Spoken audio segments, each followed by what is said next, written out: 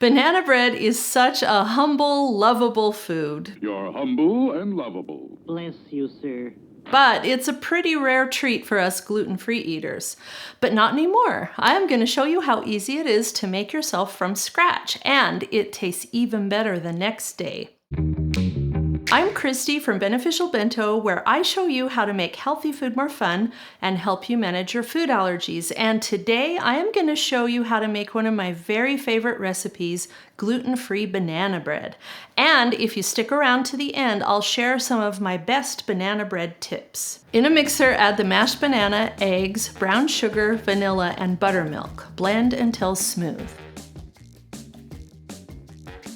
In a separate bowl, add each one of the flours, the cinnamon, the salt, the baking soda, and the baking powder. Whisk together to combine. And don't worry, the complete recipe with all the ingredient amounts and extra information about gluten-free banana bread will be found on my website. The link will be in the description. Next, add the dry ingredients to the wet ingredients in the mixer. Add the walnuts, which are totally optional. You don't have to add them, but I love them, so I add them. With the mixer on medium speed, mix for at least 1 full minute to fully hydrate and combine all the gluten-free flours. This is an important step, so you'll end up with banana bread that is really moist and tender. Next, you're going to let the batter rest for about 10 to 20 minutes. This is also an important step for gluten-free baking. It allows even more time for the flours to absorb the liquids and the leavening, which will give you a really good loft when you bake it. During this time, preheat the oven to 350 degrees. Line a loaf pan with parchment paper and spray lightly with cooking spray or oil. Scoop the batter into the loaf pan. Bake for around 50 minutes, 50 minutes, but use an internal thermometer for the best results. The temperature should reach about 180 degrees in the center. That's the best way to tell if this loaf is done. When it's done, remove from the oven and use the parchment paper as handles to lift the loaf from the pan.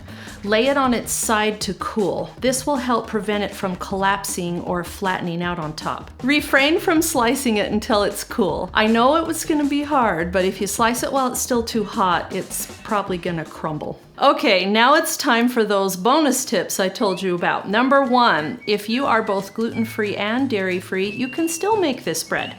Just replace the buttermilk with a non-dairy milk of your choice.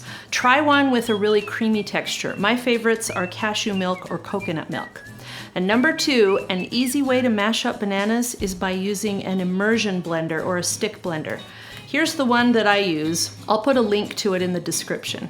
Number 3, the flavor of this bread improves even more the next day, so wrap it up tight with plastic wrap and keep it in the fridge until you're ready for it. If the texture seems a little crumbly when you take it out, let it sit at room temperature for just a little bit to kind of take the chill off, and the texture will improve. Thanks for joining me in my kitchen, and I will see you soon with another video.